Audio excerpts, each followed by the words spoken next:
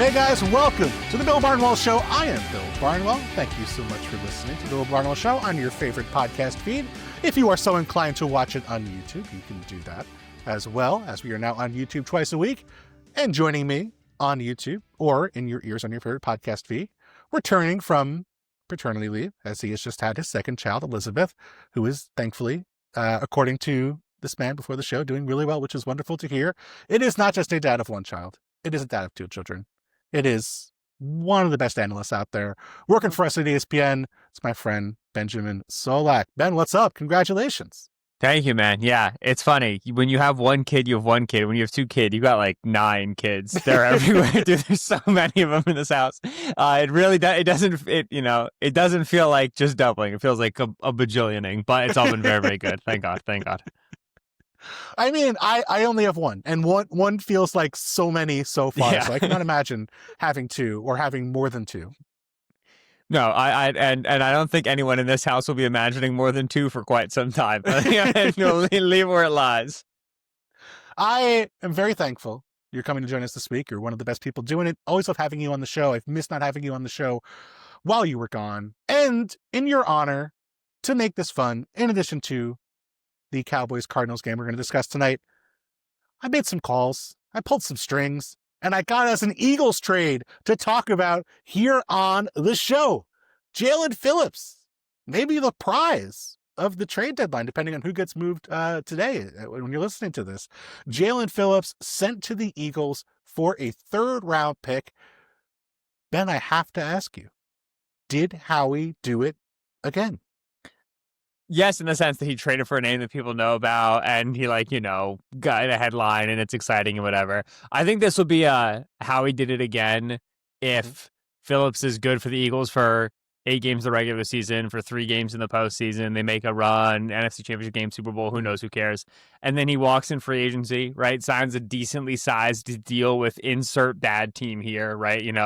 Carolina Panthers give him a nice contract, Tennessee Titans, and then the Eagles recoup a 4th-round comp pick 2 years later, right? And that'll be like the Howie cooked of it all, because this deal is extremely reminiscent of the Chase Young deal from a few years back. 49ers are pushing for Super Bowl contention. This was 2022 or 3? Yep. I can't recall. Yeah. 2023. Yeah, I think they made it in 22, but then they were pushing again in 23, and it didn't work. And so they only get Chase Young from the Commanders. Commanders are fire selling, right? They're blowing up the team. They spend a 3rd-round pick on Chase Young. They get him there for half a season. He signs a big deal with the Saints, and they get a 4th-round comp pick a couple years later. Obviously, manipulating the comp formula isn't as simple as that, but sometimes it is. And for the Eagles, like with the Nolan Smith injury, and Alex Hunt hasn't super developed as much as they'd hoped. Zadarius Smith retired. Phillips is a good 2025 option. They don't need to extend him after this year if they don't want to. Certainly, if he plays well, it will be a conversation. They have no second contracts at edge right now. But if he walks and they get a comp pick back, that's kind of Howie's season as per usual. Yeah, there's a lot to hit there. And I think we can talk about the player himself, but the logic of like this, short-term rental on the Chase Young thing is the perfect example. It's the one that came to mind for me as well. I thought they would get a little less for Jaelan Phillips and the Niners got for Chase Young just because he was a higher pedigree prospect, didn't have as significant of an injury history. I think he was a little younger, but the Dolphins are paying, according to reports, I believe $5 million of Jaelan Phillips' remaining salary. So they paid a little more, probably would have got a 4 otherwise, ended up getting a 3. I think that's pretty fair value based on that Chase Young trade. I know people want to get a 1st-round pick for everyone. It's just not realistic. And thank you, by the way. One of my pet peeves that you did not do, I would not expect you to do this, but one of my pet peeves is whenever a team gets a player who's eligible for a comp pick, people are like, oh, we're getting a 3rd-round comp pick for him.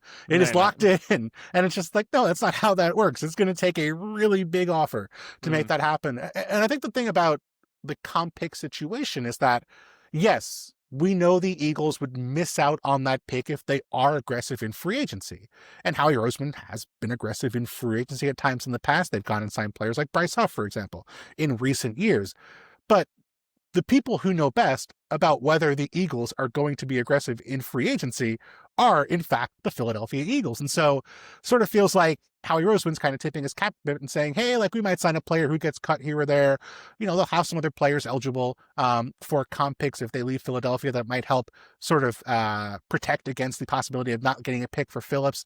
But it does feel like that's the math here. Whether it's a 4, whether it's a 5 a couple years down the line, it changes the calculus. It ends up being closer to a 4 or even a 5 for a rental for Jaelan Phillips. They're not paying a lot because the Dolphins are eating most of the money. It just feels like a really logical deal. And I guess the part that is maybe surprising to me, and maybe I don't know if you agree, is just, Are you surprised that other teams in this market, with so many teams needing edge rush help or wanting to add another edge rusher to their portfolio, are you surprised nobody else topped this offer, maybe offering a 5 or being willing to eat all the money and trade a 3 or something to top what the Eagles offered for Jaelan Phillips? Yeah, I think what it comes down to, which is the thing that's my trade deadline pet peeve, is that it's actually much harder than people realize to go get a guy who hasn't been in your defense, hasn't been with your coaches, hasn't been in your system, and get him in week 9 and then have him be impactful by week 14, 15. You certainly can in sub packages and in clear pass rush downs and whatever. But if you want to play a guy all 3 downs, which if you're trading a 3rd round pick for a dude, you clearly want to, it is enormously helpful to have him had played in Vic Fangio's defense, to know what the words mean, to understand what exact techniques are that makes the onboarding a lot faster, and it makes it more likely you get impact, you get bang for your buck. And so it is intuitive to me that the Eagles were more in on Phillips, maybe with Vic knowing a little bit more about the injury history, and certainly with Vic having the schematic familiarity relative to other teams, right? And that's one of the reasons why, I definitely think the primary plan with Phillips is comp pick farming in the future. I will say that I think the possibility they extend him is a little bit greater than the market is assuming right now. Yeah. Just because if you look at okay, Brandon Graham retires, Josh Sweat goes to Arizona. The Eagles are clearly thin at edge. They went and got Joshua Uche. They went and got Azeez Ojulari. Yep. Neither one of those guys super panning out. They went and they got Zadarius Smith. Knowing Fangio, I'm very confident Fangio's in the building right now going I need one large edge, please. I need one large veteran guy who could play, who could do this for me. Okay, Nolan Smith, great. G-Hughes Hunt, great. Speed, fast. They try very hard, excellent. This is an important role. And so I will say that familiarity with Vic, to me, does strike a unique chord for this specific acquisition. Yeah, I mean, they were putting Jahad Campbell on the line of scrimmage before the bye at times last week. And that is, Jahad Campbell's a good player. Don't know if that's really... He was good at stack linebacker. All right, get him back. Yeah. I mean, it just doesn't seem like a great fit. And this is an Eagles team that they're spending more money than anyone else in the history of football on the offensive side of the ball. And they have, depending on where the Rams ended up or where they end up at the trade deadline, either the least expensive defense in football or the second least expensive defense in all of football. And that's going to get expensive in the next couple of years, but you've got some time now with a relatively cheap core on defense around, Zach Bond and maybe 1 or 2 other pieces where you could afford a deal for Jaelan Phillips. I don't know if there's going to be a huge market for him. Obviously, young, talented pass rushers don't hit the market very often, but does have an ACL in his past, has an Achilles in his past. That's going to scare some teams. Might be a situation where the Eagles have better medicals on him just because he's in the building. They actually see what he's like on a week-to-week basis. And I'll tell you what, this is a player who I know I was really high on in the past. Mina was really high on in the past. It was you can sort of see him about to break out before his injuries. He's looked really good this year for the Dolphins. On a defense where, frankly, it's a disgusting watch most weeks, he is been really fun to watch. I've loved him over the interior, rushing against guards. He had big plays. He's created a ton of pressures. He's I think he's got 22.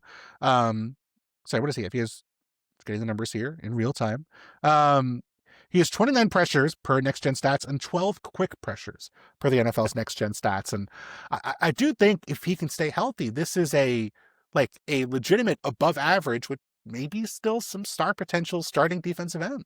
Yeah, and that's on a Dolphins team that's getting not a lot of dropbacks relative to an Eagles team that just from a game script perspective, you're expecting to see a lot more dropbacks on defense. I don't know if the numbers are updated with Phillips' money, but right now Eagles are second least expensive defense at $56.3 million. Rams still coming in 56 flat. That Rams defense, man, last year they spent $37 million. This year 56. Yep. They're second EPA per play right now. Clocking on that side of the ball.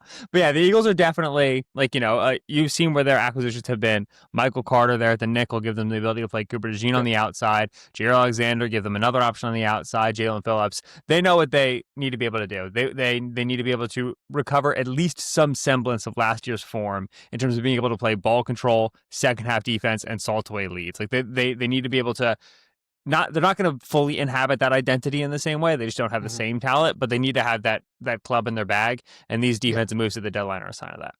Yeah, and again, not a crazy price. Giving up at 3, if you get a 4 or 5 back in a couple of years, not the end of the world. If you re-sign him, not the end of the world as well. I should ask you now, Jaelan Phillips was one of the many edge rushers the Dolphins had up for discussions for potential trades. Miami moves on from Chris Greer after last week. They now promote, is it Champ Kelly to the starting job, the former Raiders executive. Certainly seems like they are open for business. We've seen some leaks about, we could trade Jalen Waddle, we could trade Minka Fitzpatrick. I don't know if those moves are actually going to happen, but I want to ask you here in the hours now with people listening to this before the trade deadline, do you think the Dolphins are closed up for business? And if they're open, is there anyone else you think is likely to be on the move between now as we record this Monday evening and the Tuesday trade deadline? I think the sequence of making the GM change, Chris Greer, mutually parting ways, Chris Greer, to then promote Champ Kelly, and then immediately eating salary on Phillips to get a better pick off the Eagles is a very clear sign that they will pick up the phone for anybody and anything, and they're willing to get creative. Especially the salary eat to me is like, okay, if you call us and you say this player for that pick, we're going to call you back and say, hey, what if we did this? What if we threw in that guy? Hey, what if we, exchange comp picks down the road? Like, what does it look like? How can we get creative just to create more capital, to kind of create more young opportunities for us over the next couple of years? And so to me, I think we'll see at least one more Dolphins deal. Like the Bradley Chubb sell just makes sense for any team that has like 15, 20 edge snaps to go around. I would be trying to get Jordan Brooks out of there if I were a linebacker needy team. And like to me, like the Bucs are very linebacker needy. The Steelers, if you want to be serious about a postseason run, are very linebacker needy. So I would try like the Seahawks were a team that people brought up depending on the Ernest Jones injury. That might even be more serious now. And so Brooks would be the guy that like the high caliber guy that I'd be zeroing in on. I agree with you. I don't think Waddle. Fitzpatrick is a weird one because just got extended. He's 28. He has not played as well as we might associate the name Minka Fitzpatrick over his last like 12, 16 games going back to the end of the year with the Steelers. So that one's a little squirrely to me. Brooks would be the guy I'd be looking at to try to get out of there. Yeah, I mean, Fitzpatrick, they did pay down most of his deal in a signing bonus, so you can get him out. I think, really, I don't know that they were desperate to add him in the first place. It kind of just felt like we need something to make up the salary ballast in a Jalen Ramsey trade, and that was what, got that deal done. I'd be intrigued to see what happens. I mean, certainly you would figure teams will call about like an Aaron Brewer, who has been really good for them at center. They'll call about Zach Sealer maybe. I don't think those moves are likely to happen. Maybe Matt Judon gets moved if someone's desperate for like you said, maybe even less 10 edge snaps. People said snaps again. Someone they were calling about Rasul Douglas, which I find very funny because Rasul Douglas was a street free agent like in August. And all he's doing this year is the usual Rasul Douglas stuff, just getting holding penalties and occasionally making a play on the football, but sure, go for it. I mean, hey, listen, the Packers, they long right now. And they would love a Rasul Douglas. Corner. Yeah, very much so. If they could go back in a time machine and get 2021 Rasul Douglas, they would sign up for that in a heartbeat. I do think they'll be open for business, like you said. The Waddle thing would seem so shocking to me. And it would be, they could do it financially. It just doesn't seem like the right time to do that would be now. Even if you're going to trade Waddle, you would think the time to do that would be February or March. It would not be in the middle of the season. Yeah, short of Devon Achane, to me, there's no other player that is less like he's the young. So is there a trade? That was a trade sound? No, it's not a trade. Sorry, I just got excited that they needed to. I started thinking about Devon Achane on good offenses, and I got excited. It's very exciting, but Achane is still on the rookie deal relative to Waddle's extension is about to hit, and so that changes it. Obviously, I just think that right now, if there's anything to hang your hat on with the Dolphins in the year 2027, it's Achane and Waddle. So those would be the two that I would not really want to start a conversation on. But again, I think they'll pick up the phone for anyone. Yes. We're moving on from one situation with a concerning veteran quarterback deal that the team might be getting out of to another team suddenly facing a quarterback situation that is very curious and may not be the same heading into next season. And that is the Arizona Cardinals, who did not blow this game. I will say in my notes, I just have Cardinalsing with a bunch of question marks when they were in the fourth quarter. I thought I was going to try to throw that one out there. They did not Cardinals this game. They pulled on for a 27-17 victory over the Dallas Cowboys. A interesting game. We're going to talk about both sides of this, but from the Cardinals side, certainly the the big story, and I think a big story that's been happening for several weeks now, has been the play of Jacoby Brissett in the absence of Kyler Murray, who has been out injured. He has been solid. They have not been winning games. That changed today. Jacoby Brissett, 21 of 31, 261, 2 touchdowns, did take 5 sacks, but did have a sneak for a touchdown, the classic patented Jacoby Brissett sneak that worked for a score. I guess I want to start with the big picture question, then we can get maybe into the game and some of the specifics, but how seriously are you taking the idea that this either is going to become Jacoby Brissett's job or potentially that this is already Jacoby Brissett's job in Arizona? Seriously, I'm taking it seriously in the sense that it might happen. I'm not taking it seriously in the sense of like, how does this affect the NFL landscape? I can't get there on that, unfortunately. It's pretty clear. So from a numbers perspective, the offense has been more effective under Jacoby than it was under Kyler, right? 42% success rate for Kyler in terms of dropbacks, 48 for Jacoby, 0.02 EPA, 0.1 EPA.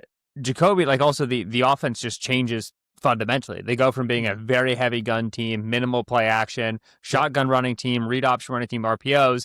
Now with Jacoby, they're 43% play action, right? It's one of the highest rates. It was incredible so early. They were running play action every single snap early in this game. Yeah.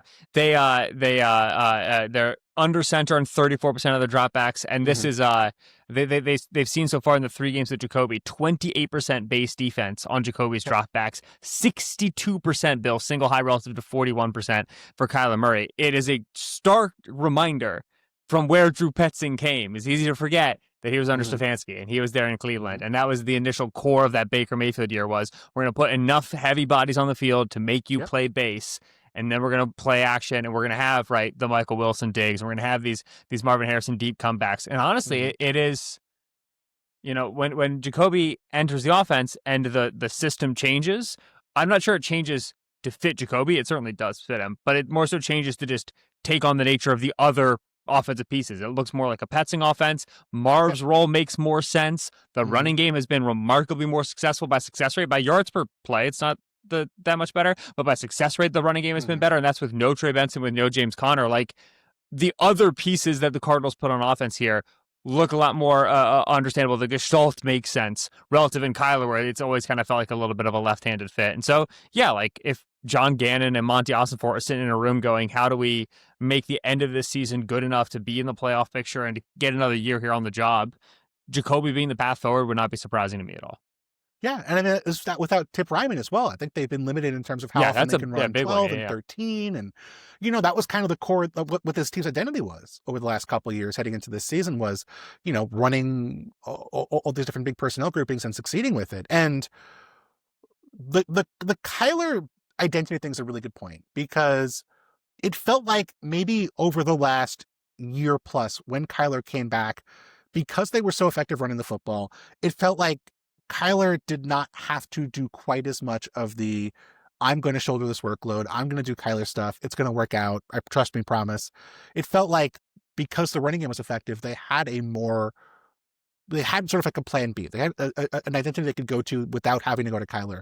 And because the run game was so bad with Kyler early in the season, it felt like they were making the entire offense out of Kyler sort of by default because they had no other options. And that was not a pretty sight, and it was not a consistent sight. And so being able to get the run game going by going under center, being able to get the play action game going off of that, having this sort of distinct offensive identity, I do think if you could get the 2023 and 2024 version of this offense back with Kyler, it would be fine. I do think that was 10th in EPA per play from when Kyler came back from the ACL versus the end of 2024.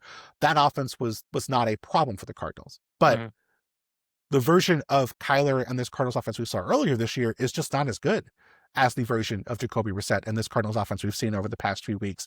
And so without saying you can get back to that older version of Kyler until you fix the offensive line, fix the run game, fix all that other stuff, it does feel like the best quarterback for the Cardinals right now is Jacoby Brissett. Yeah, and the Jacoby's just sitting back there, getting heavily pressured and absolutely ripping downfield shots. He's doing just the Jacoby things that he does best, right? They're like a 41% pressure rate or something right now with Jacoby back there. Like they are not Doesn't built matter. to pass back like this, but Jacoby's built to take these hits relative to Kyler, who Kyler had a time to throw this season of like 2.6 seconds. He was trying to be like a very heavy quick game quarterback. And I'm looking and trying to see, I mean, it was one of his fastest numbers of his entire career to this point, right? Yep. The Cardinals are not built for yards after the catch, right? That is not the game of Trey McBride, let alone of Marvin Harrison Jr. and of Michael Wilson, right? And so if you're trying to be like a bit of a pop gun quarterback and distribute the ball quickly, this is not the Cliff offense, right? Where they put a bunch of speed on the field, put athletes on the field, and they're built to space and stretch you out. And so I very much agree that like the moving forward, short term, how do we make this offense work? Offense like Jacoby is a lot more clear of a picture. This is the worst Kyler version we've seen in a long time too. Like it really felt like it was falling apart. His sack rate is the highest it's been. His pressure to sack rate is like 30% worse than Jacoby's, right? And the Kyler's supposed to be the guy who escapes everything like that. And so I do think that I think moving on from Kyler and benching him and then making contract decisions and probably moving on from him this upcoming offseason will feel like a massive referendum on the extension they gave him and on Kyler's deal. And certainly like it turned left. It went sour. Kyler's still like definitely one of the 32 best quarterbacks of football. Oh, sure. And probably one of like the 20, maybe 16, not probably 16, somewhere I think in the 16 to 20 range quarterbacks in football. And there's a lot of teams and good offensive coordinators with different skill sets and different weapons who can make something out of that. And so not a closed book for me on Kyler at all if they do go down the Jacoby path. Yeah, I would point out, by the way, that the current regime did not give Kyler Murray that extension. I believe that was a pre-Monty Ossenfort extension. So they're not as tied to Kyler Murray. I know obviously you hire Jonathan Gannon, you hire Drew Petzing, you hire people thinking, okay, we're going to make Kyler Murray work in our offense. You build it that way. But this regime inherited Kyler Murray. And so I do wonder if, there's just not the same level of stickiness. Like, oh, we didn't draft this guy with the first overall pick. We did not pay this guy a massive amount of money. Like that was something we kind of took over. So I do think there's a possibility they don't see him as like their preferred or obvious quarterback of the future. There'll be other options this year available in the draft, available in free agency. And that's a tough formula to win with. I'm not saying it's impossible, but winning with the 16th to 20th best quarterback in football, making, between $40 and $50 million a year, but $45-46 million a year is a really tough way to win. The timeline was March 2nd, 2022. Cardinals extend to Steve Keim through the 2027 season. Yep. 4 months later, July 21, Kyler Murray extended through the 2028 season. And then 6 months after that, December 14th, 2022, Keim takes an indefinite leave of absence from the team, and the next month steps down as general manager to focus on his health. So that was a 10-month stretch, of we extend our general manager, he extends the quarterback we took with the first overall pick, and then we need a new general manager. And that's how the cookie crumbles right there. That's how the NFL works. Can I read you a tweet from our colleague, Jeremy Fowler? I love our colleague, Jeremy Fowler. He's great. He's very tall. He's the tallest person I know. Too tall, but that's okay. I don't want to say, but I'll tell you what, when you're at the combine and you're looking around and you see a very tall man, it's probably Jeremy Fowler. Jeremy's great. The wording of this quote is so interesting to me. Cardinals quarterback Kyler Murray is not expected to play tonight per source. Head coach Jonathan Gannon said the team would wait until closer to game time to see if Murray could still have a role in the game. But that is not the plan. It was not to see if Murray could start the game, if he could play in the game. It was if he could play in a role. That's not the way you talk about your starting quarterback if he's still your starting quarterback, no?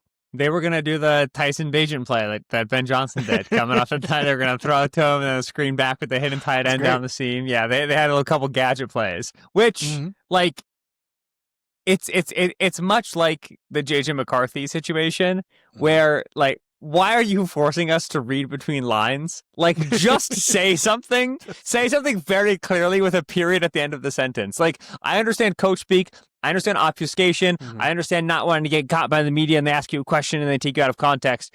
But you guys have PR staffs and stuff. And also you can just talk to Laura Rutledge on the sidelines and be like, if Kyler Murray were healthy in this game, he would have started. However, he is not, so he won't. And even if that's a lie, at least that sentence exists in the world and we can all put this to bed.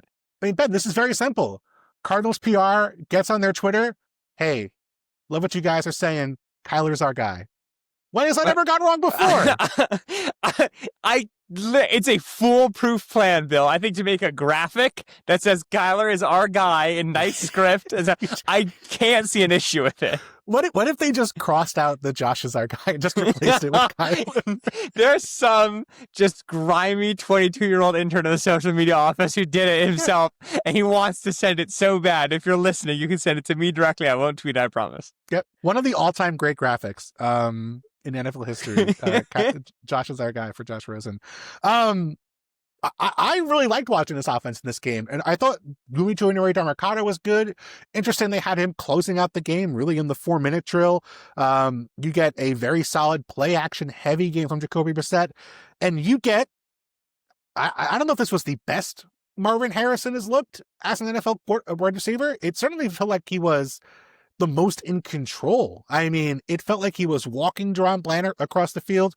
One of the, frankly, most insulting routes I've ever seen a wide receiver run for a touchdown against Deron Bland. It felt like whenever the ball was going in his direction, there was nobody within 5 yards of him. And it felt like this was maybe the guy we were hoping to see. Yeah. There's no route a receiver lives for more than the maybe slant, maybe fade at the 3-yard line. They all get to run it like twice a year, but they practice it 4 months in the offseason for the TikToks, and then they get to do it on Monday Night Football against Cowboys AT&T Stadium, and CeeDee Lamb reacts and it gets captured, and it was all worth it. Yeah, Marv, like the best way I can say is Marv looked fast. He's just, even in the good moments, because I'm somebody who like has not, put the candle out for Marv at all over the first 19 games, whatever it's been of his career. Like, I mean, there was certainly rough last season, and he's not as good as I thought he was, but I was like, okay, this can still be a useful and a handy player. Sure. But even as a defender, like, he just always has looked slow. Like, he just never gets the top speed in his routes, and he never threatens defenders vertically. And then all of a sudden in this game against the Cowboys, and like, it was Deron Bland. It wasn't a bottom of the roster guy. It was like, Bland's got his issues, and that contract extension this offseason was kind of crazy. But Bland is still a functional NFL cornerback. Marv just looked like he had speed and acceleration. He could get on somebody's toes. He could get upfield, break a tackle. He could snap off a route. Like, he looked so comfortable. And that's another thing that I think, even if you're waffling on the Kyler Jacoby thing that we discussed, you go and you look at your 4th overall pick at wide receiver, and you go, man, you really seem like you like it when 7 throws you the ball more, don't you? And if he does, like, it's worth it to build his confidence up with Jacoby over the end of the season. Yeah, and more than anything, not only did he look fast, but it looked like the Cowboys were scared that he was fast. Right. It felt like their coverages were so soft, so conservative, and it didn't matter. He was still running through tackles. He was still making, plays after the catch, which, again, not his game necessarily, but, he was still able to get extra yardage because the Cowboys were scared of even getting close to him. And that, to me, was damning enough. And I know this is the Cowboys, and their coverage has been dicey, shall we say. That was a long... That was worth it, man. Was trying to be respectful to the Cowboys franchise, but just, it felt like they were scared. And that's a good thing if you're the Cardinals and you're Marvin Harrison. That's like okay, this is something to build off of. This is it felt like he was the dude in this game. And that has been a rare case for him this season. I really thought it was a really fun, like I said, play action, super, super heavy play action offense. You get another Trey McBride touchdown, which, again, getting to your point about like who are you having more fun catching the football from? Trey McBride actually scoring touchdowns when he seemingly could not do that for a year and a half with Kyler Murray can't hurt his standing in the locker room as well. You get a big play to start the second half to Michael Wilson. This was a fun offense, and the Cowboys are going to make a lot of teams look fun, but the Cardinals scored 27 and probably could have scored some more. Yeah, and I like when I was watching Jacoby and getting the sense like, all right, like, this is going to be a thing. I went and you double check. Okay, what was he against the Packers? What was he against the Colts? The Packers are the best pass defense by success rate that the Cardinals have faced all year, Kyler or Jacoby. And like the Colts, who certainly have their corner issues, are still middle of the pack by most numbers, like EPA and success rate, what have you. This, like, Jacoby looked great against the Cowboys, don't get me wrong. He had a pass rating of 115. It's his best number since the 2023 season. It's a top 5 number over the last 4 years for him. Like, he had a field day against Dallas, do not get me wrong. But this was just like his best game of 3 good games. This was not, one performance here that's inflating his numbers. You brought up Marvin Harrison, how different he looked. To me, like this was the Josh Sweat game where I was like, all right, this is what you paid for now, right? We're like 4 years, $78 million contract. One of the big things for the Cardinals this offseason was, okay, you guys have a nifty little defense. You guys do cool 3 safety stuff. You move Budda Baker everywhere, but you need more punch, right? Like the second best Cardinal defensive player was Garrett Williams, who's a fine nickel, but they just didn't have field tipping 5-star blue chipping players on the defense side of the ball. They had Calais Campbell and Josh Sweat in free agency. They drafted Walter Nolan in the first round, Will Johnson in the second round. Everybody had their moments. Of those 4 guys I just said, every single one had their moments in this game. Walter Nolan, first game off of injured reserve, a big splash from the interior. But Josh Sweat, 8 pressures, 2 sacks, 25% pressure rate. Like, this is what you paid the big money for. He had a very good day against Tyler Guyton. And so, again, if we're going to talk about job-saving performances down the second half of the season here for this Cardinals brass, this Cardinals group here, John Gannon, if you can turn out defensive performances like this on the road against what was a good passing game powered by Josh Sweat, the guy that Monty Ossenfort went and signed, this will go a long way. Yeah, you set me up. I mean, that to me is the Kyler story is going to be the bigger story, and we had to talk about it. The more impressive performance in this game is the Cowboys being held to 10 points on offense by this Cardinals defense. And there was a little bit of like, okay, they kind of got in no man's land a couple times. They get stopped inside the 5-yard line. Maybe that's a little fluky or maybe unlucky. But this is a legit performance. And this was the first time really since week 2 they've been at anything close to full strength. Like you mentioned, Walter Nolan had not played all year, their first round pick, before he plays in this game. They get Williams was back, I think, first time since week 1, or was he missing? I can't remember. But he hasn't played in weeks. Week 1 or week 2, he went down. Yeah. He had a knee injury. They get week 2. Really, pretty much outside of, I think, did B.J. Ojulari play in this game? I don't believe he did. Ojulari got activated, but I didn't see him take a snap. Yeah. So outside of Ojulari, pretty much everyone was there who you would expect to be on this Cardinals team. And suddenly, you look at the depth chart, look at the guys they're running out. This is a really deep and really imposing defense. And you're getting a lot out of guys like Mack Wilson, who I think has been really good this year. Calais Campbell, I mean, for Zaven a guy had a who's great 77 game years in this old, one. is still balling out and still making plays. He had back-to-back sacks. We had a couple sacks in this game. I mean, suddenly you have, in addition to Josh Sweat, you have a half dozen pieces where they might make a play on a certain snap and, bail you out or blow up a play or, come up with something big. And you have Budda Baker, who is always going to make stuff happen.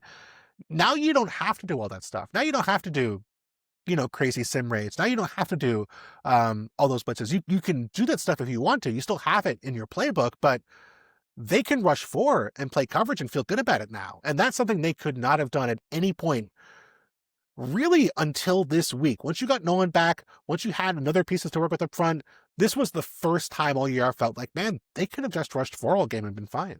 Yeah, and like when Mack Wilson and Zaven Collins are your like 4th and 5th best defensive players, I'm a little bit like, all right, like what's your depth chart looking like? Like where's your star talent? But again, it's when those guys just need to be like the 8th and the 9th best guy, right? Because Will Johnson's being an impactful player, and Nolan, who again, like, Nolan played 35 snaps. He played half of the snaps. Like, they're still very much onboarding the guy, but he had to run stuff into pressure, right? And like, okay, if you can just give us splash and part of the rotation, we have a very deep bench now because of the injuries we've dealt with and because of the amount of guys we've brought along in this defense very slowly. So yeah, the model for the Cardinals was always going to be like defense that can make, offenses think, make offenses, have to play a little bit left-handed, play a little bit weird. And then we thought, run, pass, Kyler do something special. If it's run, pass, Jacoby do something special, you're probably going to get a little bit less juice than you expected there, so the defense has to pick up some of that slack. Yeah. You're 3-5, like NFC playoff picture is very thick. Like, is it going to have meaningful December impact? No, but it would be nice to see that Cardinals philosophy coalesce, right? The offense was kind of ready the last couple of years and the defense wasn't there yet. Now, like, all right, the offense got to catch up with the defense a little bit, but still, it'd be nice to see the full picture here for a stretch. But I mean, I think you're going to get more consistency. Like you mentioned the success rate and how that's improved. Jacoby Brissett has the best interception rate in the history of the National Football League. I mean, you're not going to have as much variance on offense. And to me, I don't think that's a problem if you have a defense you trust. I think that, could this be the 10th best defense in football the rest of the way? And could that, with an offense that's league average, be competitive and maybe get hot and get, win 9 games? I think that's possible. This team, they came within a completion of beating the Niners in week 3. They lost to Tennessee, which was very sad and upsetting. And I don't know if you might have been on break when that happened. I hope that you and your children did not watch that Cardinals Titans game, but it happened. And I mean, just flip those 2 games. They could be, they could be 5-3 right now. And that would be a totally different spot. I don't know if they can build on that necessarily, but it felt like this was a game they could build on and say, okay, listen, like we can be really good on both sides of the football. So one, that Cardinals-Titans game was electric because I got off the Cardinals in Survivor that I'd used them in the Saints in week 1, and everybody lost on the Cardinals, and I was like, man, this is my year in Survivor. And then I took the Eagles on the road on Thursday Night Football against Jackson Dart, which was, in hindsight, an absurdly bad decision. That's one. Number 2, I am with you on consistency, and Jacoby won't turn the ball over, no interceptions, and this would be better if and only if this running game is as seriously successful as it's been in the first 2 weeks with Jacoby, and they're under center a lot more, and they're being a lot more physical and downhill, which fits their play style a little better. I am still quite suspicious of how well the running game has been without the Kyler Pohl threat and with a 3-headed backfield of Bam Knight, Michael Carter, and Amari DiMercado. To me, they've been punching, kind of remarkably above their weight, even though stylistically this is better for like Will Hernandez and Hjalte Froholt and Paris Johnson. It's still not a group of guys that like are real, again, like talking about blue chip players, like an offensive line that like, okay, the Bills, like really like impacts me. No Tip Ryman, like you said. So Trey Benson's going to come back at some point. Is Benson going to introduce some more inconsistency? Because he's kind of not been great behind the line of scrimmage. I need this running game to continue being, they've been churning at like 50% success rate in the 3 games that Jacoby has played. You got to be able to keep that up for this to be tenable. And talent wise, it doesn't look like they can. Maybe coaching wise, they can color in those lines. I mean, they missed Clayton Adams earlier in the year, the offensive coordinator now of the Dallas Cowboys, who, by the way, averaged revenge game. Really 6. It was a revenge game, but it was the revenge on the Dallas Cowboys. They averaged nearly 6 yards a carry in this game, and did not really matter all that much. The Cowboys were Dak was sacked 5 times. He was pressured a ton in this game. It was a struggle. I mean, you had a couple big plays here and there, but it didn't feel like, outside of the one blown coverage of CeeDee Lamb downfield, it felt like this was a situation where the Cowboys should have been able to hit shots downfield, should have been able to create explosives, and the Cardinals did a really good job of preventing that for the vast majority of this game. And sort of figured, okay, Dak's going to figure it out. They're going to get a drive going where it's going to be, a 3-play 80-yard drive, and that never really happened. And I give some of the credit for that to the Cardinals, but it felt like the Cowboys just sort of, never really seemed to get their passing attack reliably going. Whether that was the pressure, whether that was playing from behind, I can't say, but it just didn't feel like they ever really found that second gear. Yeah, the first, I love a coach-on-coach revenge game when it's like Gannon as a defensive guy, his ex-offensive coordinator, they practiced against each other for 3 years, and then the offensive coordinator leaves, and I was like, okay, which one of you has been secretly keeping a file on how to beat the other guy for years, and who's got it, right? Who, like, I remember when the Eagles played Gannon his first year, right? He goes to Arizona, and like that was right off the Super Bowl, where like everybody knows how to beat the Gannon defense, and they had a very productive day against him. The Cardinals still won that game, but I love those revenge games. Kill me. To the Cowboys' point, I think the issue with the Cowboys offense, which has largely been a total delight this season, has been to me that they struggle to protect their tackles in pass protection. Terrence Steele and Tyler Guyton, to me, are both more impactful players in run blocking than they are in pass blocking, because the Cowboys are not a particularly heavy personnel team, right? They prefer to be in 11 personnel, just Jake Ferguson, and they like to have Ferguson split out wide. There's a team that likes to be in empty, likes to be in 2x2 off, right? 4 wide sort of formations. It's just they don't get a lot of chip help. Javonte Williams, who is an effortful back in pass protection, is a guy they've liked to have out in the concept a little bit more. When Jaden Blue was playing, they would put him in the concept a little bit more. And so you're just not, you lack a lot of the tools in the toolbox to protect your tackles. And then you get into a game like this where, you got to see the film and look through and everything like that. But it felt like Dak was pretty consistently, even on his successful plays, moving off of his spot and creating throws outside of structure because the pocket was just constantly under duress. And so this Cowboys at times running game is extremely exciting. And obviously, they can get through the air and they could be, incredibly dangerous. But I think you saw in that Denver game, and then you saw here in this Cardinals game, some of the pass protection problems when you're dropping back from just straight back a lot than our big rollout team, and you lack the other tools necessary to help your tackles. Yeah, really good point.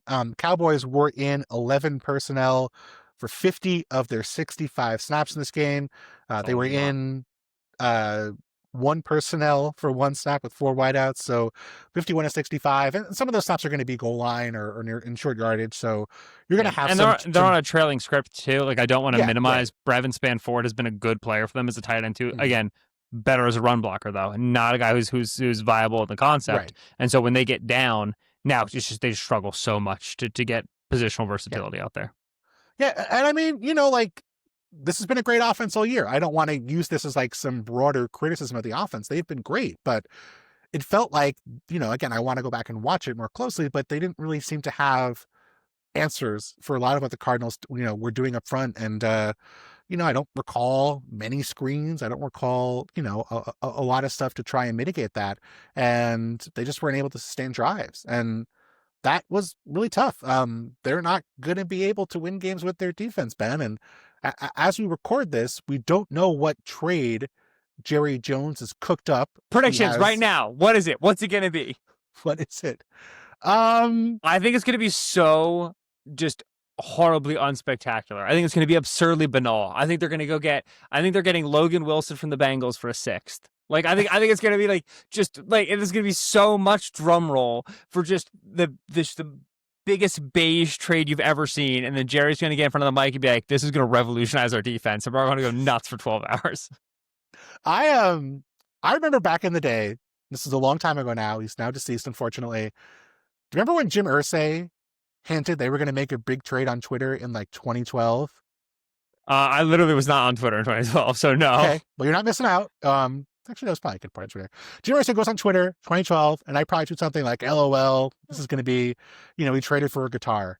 And they traded the 1st-round pick for Trent Richardson. And I was like, I'm never being skeptical when an owner says something big's coming down the pipe again. So I'm going to keep, I think Jordan Brooks would make sense. These linebackers, oh boy, mm-hmm. They have been bad this year. I think a linebacker would make sense, someone they could possibly use after this season. The fact that he said it was done makes it sound like there might be a player attached, like maybe the player had to make it through the game healthy to be part of the trade. Maybe they're trading George Pickens. Maybe they're just like, you know what? It's been great. We're going to sell high. We don't need him. We're not signing him to an extension. It would stink because he's been such a fun fit in this offense. But so cool. I think it will be a linebacker to help what has been truly a wretched group of linebackers. Did you read his clarifying postgame comments in his postgame presser? Never. I would never read John Machado asked him, and I want to make sure I get like the grammar here right because it's important, if he still had a trade ready to go for tomorrow. And Jones responded, quote, "We still can, yes," which is not an act, like it doesn't match the question he got. As then the follow-up was the trade contingent on the results tonight? Jones continues, again, understand what I've said. Absolutely we do. We'll see how tomorrow goes. Today was all about tomorrow. You shouldn't do anything. You should wait and see what we do tomorrow. Is it a riddle? Are there 3 trolls under a bridge? What is happening? It's so good. I'm just picturing Jerry Jones 3:55 tomorrow, desperately calling people, just trying to get one trade in the books, and just everyone like ratcheting up their pick to say no, he doesn't want to be embarrassed. Just like he's going to end up getting who's he going to end up getting? Oh my gosh. Okay, like I think he's getting McKinley Jackson from the Bengals. I really think that's what it is.